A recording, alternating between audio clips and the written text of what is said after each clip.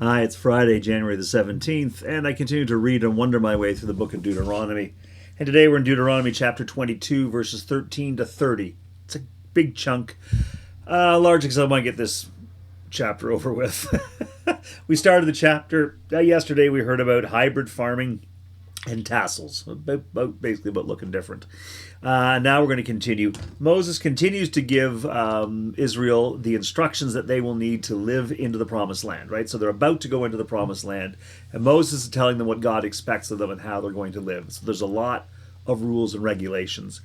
And what we're going to get into now, again, comes from a perspective of women as chattel. Women do not have personhood. They are like donkeys and oxen in this situation, and it's offensive to the modern ear, to be perfectly honest. Yes, it is. I think it should have been offensive to the ancient ear as well, but I can't criticize a civilization that I can't change. That's just. But it's important to recognize that our perspectives have changed, and one of the reasons I want to get through this all because it's just it offends me, quite simply. However, doesn't mean we can't find something of value in it. We can debate whether it's worth finding something of value in it, but anyway, let's see what happens. So here it is. It's Deuteronomy chapter 22, verses 13 to 30.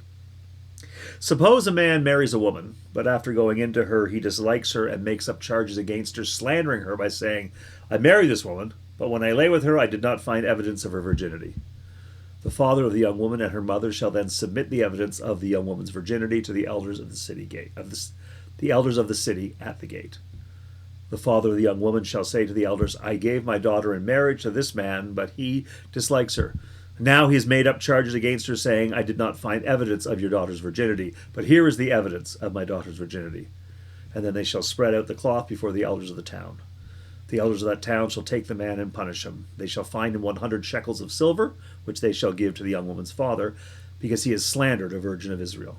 She shall remain his wife. He shall not be permitted to divorce her as long as he lives.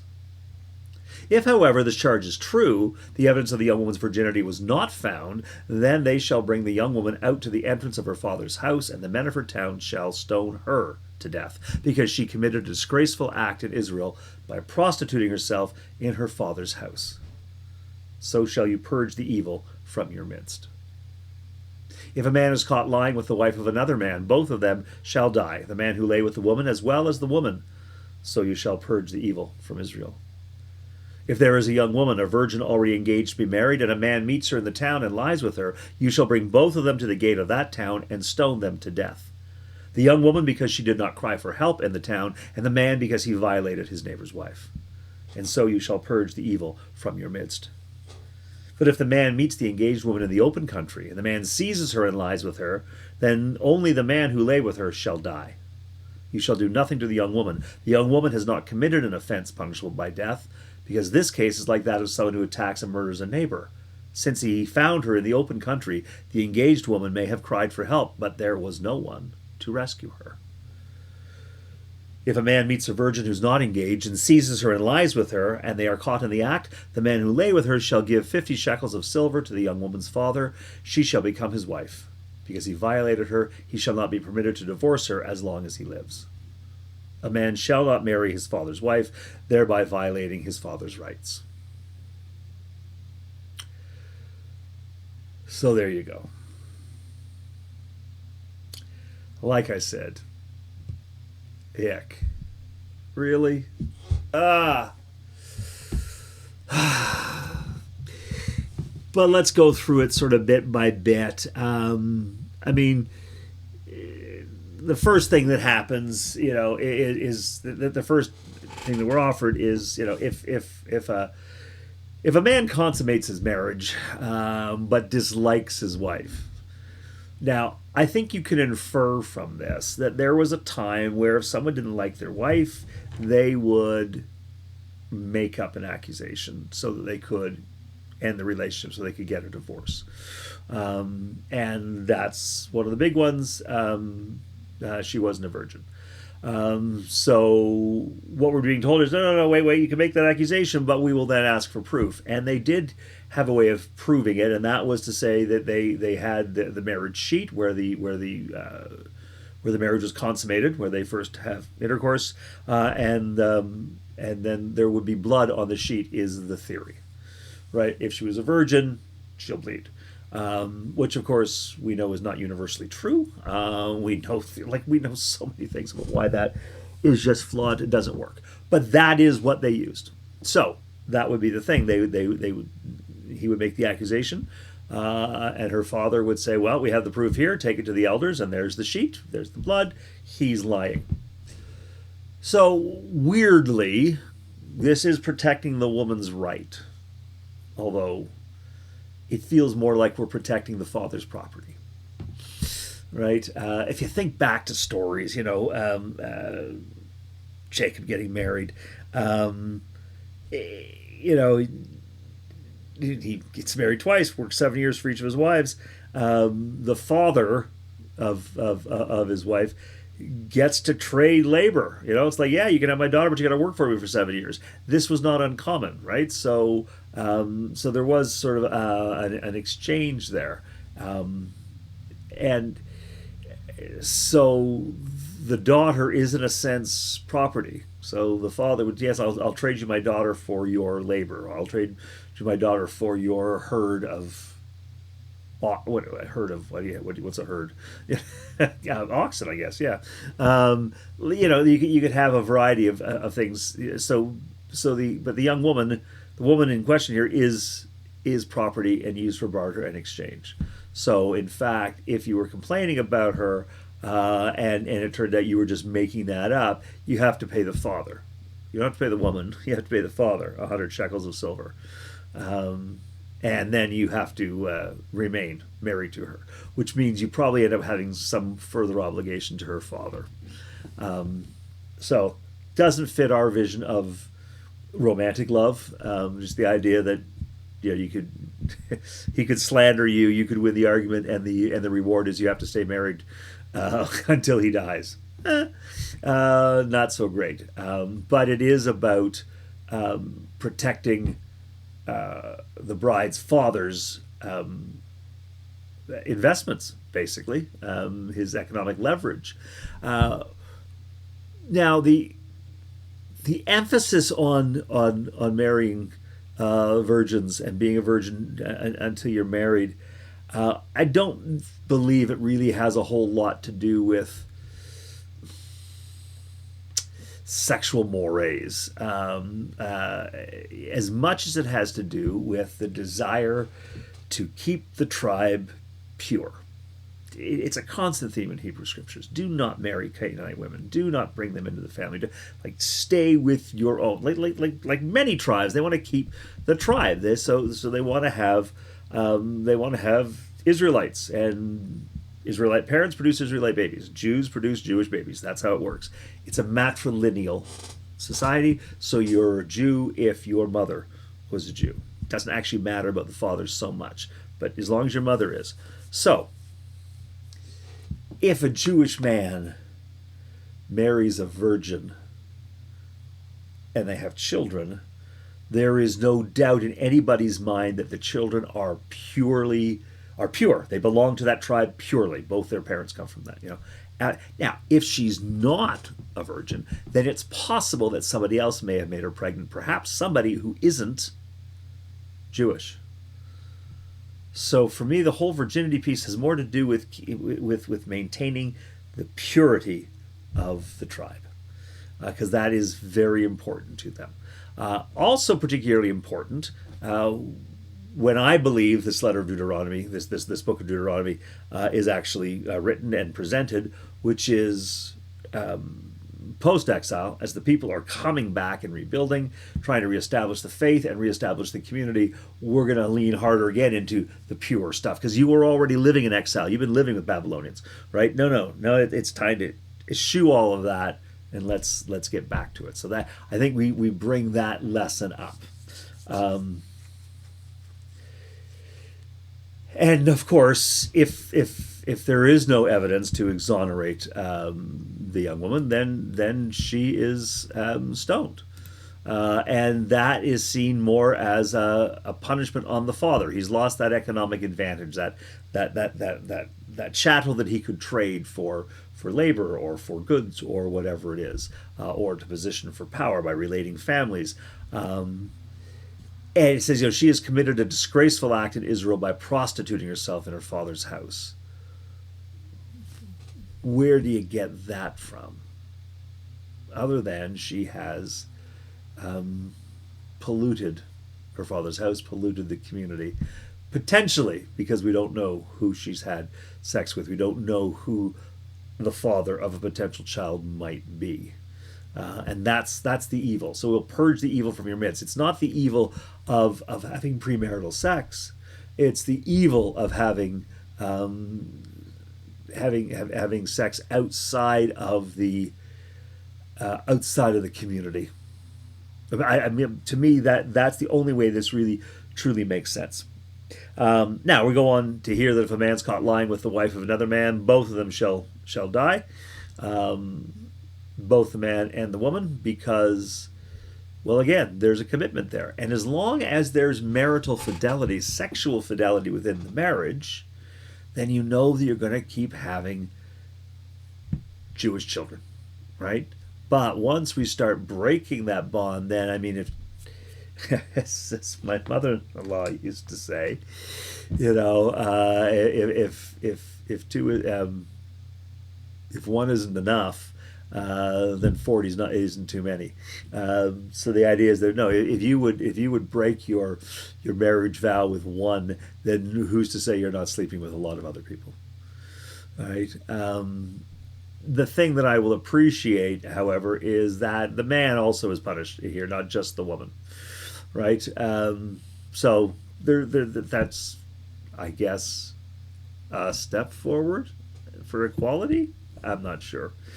Then we're told about the young woman, a virgin, who is engaged to be married. And please know that being engaged was a formal contract. You were betrothed. It was a very big deal. Joseph was betrothed to Mary. They were not married, but they were.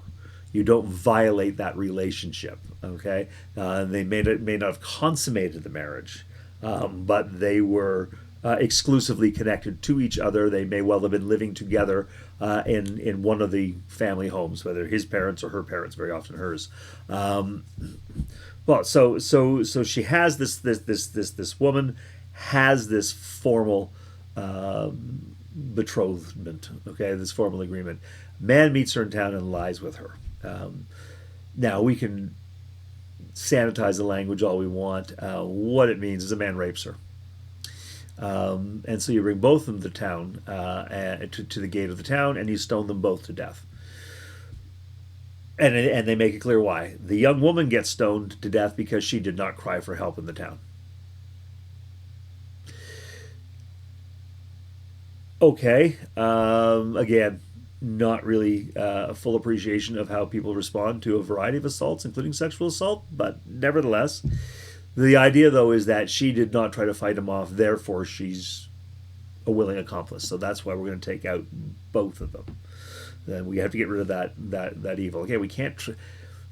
If people can't be faithful within their marriage, then they can't be faithful to the community either, and we can't trust them. Then it goes on to say, if a man meets an engaged woman in the open country, seizes her and lies with her, again, seizing, you get this is rape, because the expectation is she would cry out for help. Right? The fact that it happened in the city and she didn't cry out means she's going to be stoned to death. But out in the open country, there's no one to hear her scream, so she may have cried out for help, and we're going to give her the benefit of the doubt. So the man, the rapist, will be stoned to death, not the victim. In the one what happens in town, the victim will also be punished because we judge that she didn't fight back hard enough. Which does not sound a whole lot different than the stories that we hear today. when we talk about sexual assault and the accusations that are thrown at victims of sexual assault, not just women, but certainly we hear a lot more in the media about women. Why didn't you say anything? Why didn't you cry out for help? Why didn't you resist? Why did you take a phone call from the person who assaulted you a week later? Surely you must have been angry at them or afraid of them. Why would you take a call from them? Very same thing happening here. We're making the same assumptions. You didn't cry out, therefore you're complicit. At least they didn't question what she was wearing. But there it is. So that really hasn't changed.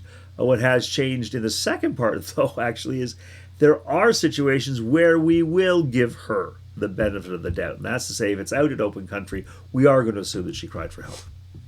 And we will respond accordingly, which is to say we will punish the rapist and we will embrace the victim. Okay?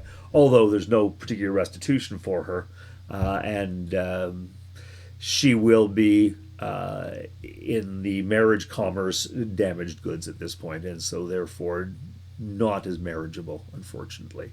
But she is alive, and assuming she has a compassionate family, she can stay in her father's home for the rest of her life and have a life. But still.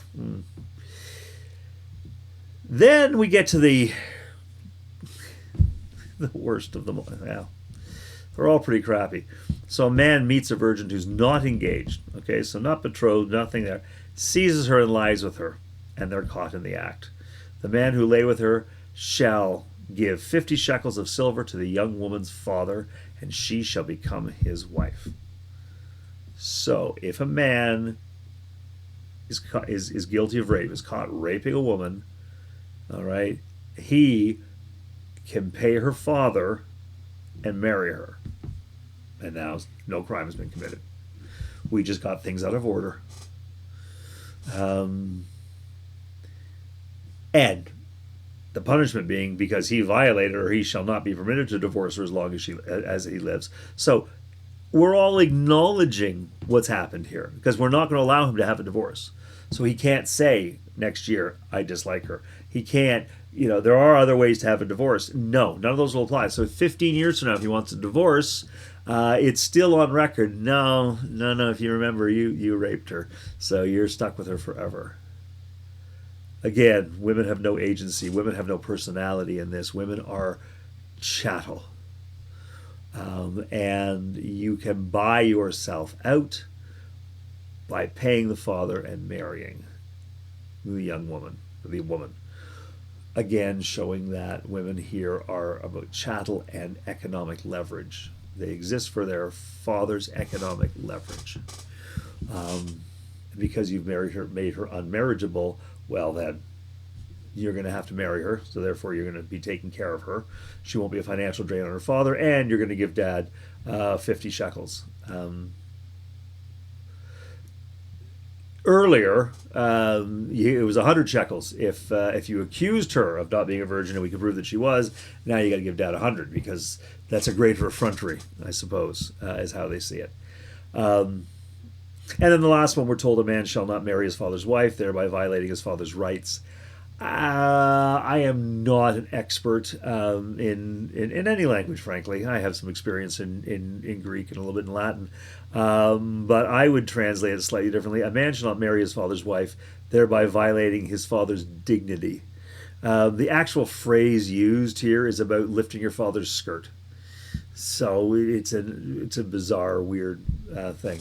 Also, when you have a line about lifting your father's skirt, and we just heard just the other day that men should not dress in women's clothes, you understand how context changes everything. Anyway, I read here, a man shall not marry his father's wife, thereby violating his father's dignity. Just the idea that a man would lie with his father's wife is a public statement or public comment on the impotency of your father. He is no longer the man of the house. You are. If you're the son and you're sleeping with your father's wife, you have taken over, so you have put him down. And no, his dignity is important. See, all of these rules here are actually pretty much about dad. Making sure that dad's dignity is covered, that dad's financial investment has not been lost. And I suppose one of the things that I can get from this as I contemplate it is to wonder, about certain rituals, rules, regulations that are part of my life, and asking, but what are they really about? What are they really about? I had somebody come to me the other day for advice, and I'm not wise particularly, but my question to them was, okay, what do you want to have happen? So you describe the situation and your the tension in that situation, but what is it you want? Like, if you could just have anything you want, what's the dream result? Okay, so the dream result is this thing, so how do we get towards the dream result?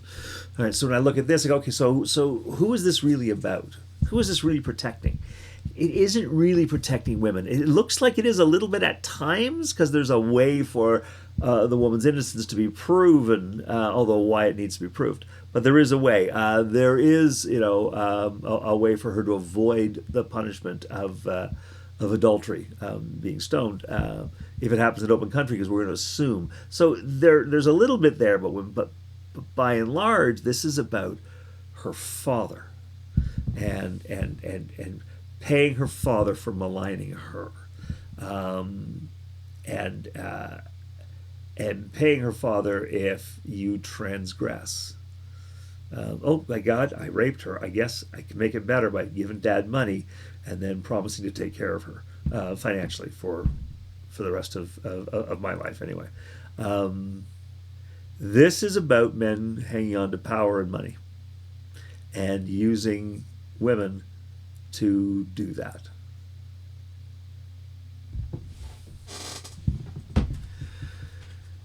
Rules in my life, rules in my family, rules in my church, what are they really about? Are they about engaging people and helping bring them to faith, or are they about protecting my faith, protecting my investment? We have rules about this, we have rules about that. We have rules. I'm totally rambling at this point. So we have rules. We used to have rules. I grew up with rules around the communion table, right? So you could not take communion until you were confirmed, and that usually happened at age 15. You couldn't serve communion until you were confirmed. So you couldn't come to the table, you couldn't serve at the table. Those were our rules. I know churches where women could not serve at the table. And that was the tradition, that was the rule. So what's that really about? At the time, I was told, well, it's because you don't understand communion until when you're confirmed, you've made that commitment to be part of the community, so you won't treat it lightly. And you've also gone through some level of education and understanding, so you appreciate what communion's all about. My experience in the real world is communion's a mystery. I do not understand it. I do my best, and my understanding changes from time to time. And I don't recall Jesus ever giving a test to people before he broke the bread and shared it with them. He fed the 5,000. He didn't have you didn't have 4,000 over here who had done the test and passed, and 1,000 over here that if there's enough left over, I'll give you some. That's not how it is. Right? So I realized we had rules that were about protecting, it seemed to me, protecting the elders. That is to say, that I like doing communion this way. I like church to be this way. I don't ever want it to change. So I'm not going to let new voices in to give me new ideas and new thoughts. No, I'll wait until they get older when they're more likely to agree with me. So for me, that's been about protecting. The churches I know that wouldn't allow women to serve, again, that's about protecting a man's role. It's about protecting this, maintaining the status quo. This is the way it's been. We're going to keep it that way. It's going to keep people away. We forget what we're really after. Right? So this was about after. If this was about women, then there would be very different language, very different rules and regulations, very different practices. But we kind of suggest it might be a little bit when it's actually about protecting fathers and their investment. When I look at our rules around communion, I do think it's about protecting people who don't want to have anything change, and it's not about embracing the mystery of God in our world, inviting people into an experience that might speak to them in ways that I cannot as a preacher, because it's ineffable. There are no words for it. Of course, there's no words for it, and I can't control it either. I can't tell you what to think if all you're doing is experiencing and processing, feeling on your own. I can't control that. So to have anybody come to the table without a means test is about giving up control. And for me, it's a statement about the inclusive embrace of God's love, the idea that God is present in all of our lives, not just in the purified, tested areas. So that's what I want. But I could be at a meeting with people, we could be planning a communion service, we could be planning liturgy, and we keep bumping into each other because we actually haven't agreed to what it is we're actually trying to do. What are we trying to do? And I have to ask myself that critically, because there are times when I reflect on something and I realize I'm trying to hold on to power. I'm trying to keep things comfortable for me. I'm not trying to listen to God. I'm trying to stay comfortable. When I read this is about people staying comfortable and not really necessarily listening to God. I mean, I don't want to assume that I know better than Moses, but the God that I've experienced, the God that's been revealed to me in Jesus, no, would not say these words, and I think would refute them to a certain degree. Anyway, I'm going to leave it with you to decide where you embrace, what you refute, and what's really going on in your life. Yeah, can't take long, right? You got a whole weekend for it, though, because it's Friday. So I do hope you have a great weekend wandering. So for now, I'm simply going to offer a prayer, and then we'll get on to that great weekend. All right, let us pray. Loving God, thank you. Thank you for rules and regulations that seem trivial, misguided, outdated. But thank you, God, for the way that you can guide us, that we might hear something fresh, something new in words that have long gone stale. God, as we hear your words, may we follow your voice. May we continue to grow in faith. We pray in the name of your Son, Jesus Christ, through the Holy Spirit. Amen. Well, that's enough of me today. I look forward to seeing you on Monday. Until I get to see you, God bless you. Please know that God sees you, knows you, and loves you exactly as you are. That God's love comes to you and embraces you, but doesn't stop with you. Even as it embraces you, it moves through you into the world. You end up sharing that love wherever you go. So thank you for sharing that love. Thank you for making the world better. Because when you share love, that's exactly what happens. Till I get to see you. God bless.